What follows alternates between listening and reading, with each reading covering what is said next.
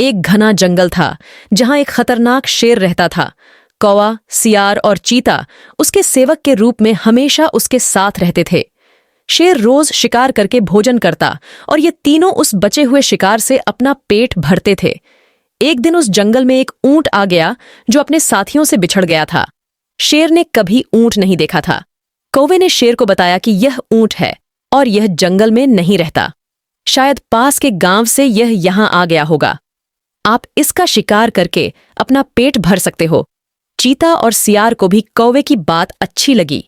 तीनों की बात सुनकर शेर ने कहा कि नहीं, यह हमारा मेहमान है, मैं इसका शिकार नहीं करूंगा। शेर ऊंट के पास गया और ऊंट ने उसे सारी बात बताई कि वो किस प्रकार अपने साथियों से बिछड़कर जंगल में पहुंचा।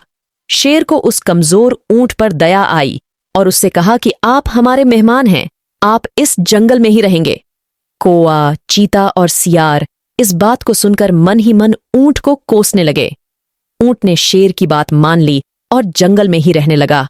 जल्दी ही जंगल की घास और हरी पत्तियां खाकर वह तंदुरुस्त हाय गया।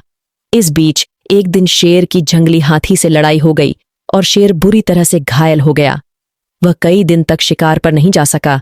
शिकार न करने पर शेर और उस पर निर्भर कौवा, चीता व सियार कमजोर होने लगे। जब कई दिनों तक उन्हें कुछ भी खाने को नहीं मिला तो सियार ने शेर से कहा कि महाराज, आप बहुत कमजोर हाए गए हैं और अगर आपने शिकार नहीं किया तो हालत और ज्यादा खराब हो सकती है। इस पर शेर ने कहा कि मैं इतना कमजोर हो गया हूं कि अब कहीं भी जाकर शिकार नहीं कर सकता। अगर तुम लोग किसी जानवर को यहां लेकर आओ तो उसका शिकार करके मैं अपना और तुम तीनों का पेट भर सकता हूं। इतना सुनते ही सियार ने तपाक से कहा कि महाराज, अगर आप चाहें तो हम ऊंट को यहां लेकर आ सकते हैं, आप उसका शिकार कर लीजिए। शेर को यह सुनकर गुस्सा आ गया और बोला कि वह हमारा मेहमान है, उसका शिकार मैं कभी नहीं करूंगा। सियार ने पूछा कि महाराज, अगर वो स्वयं आपके सामने खुद को समर्पित कर दे तो? शेर ने कहा, तब तो मैं उसे खा सकता हूं।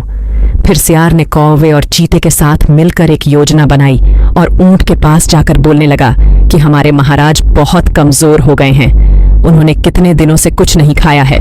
अगर महाराज हमें भी खाना चाहें तो मैं खुद को उनके सामने समर्पित कर दूंगा।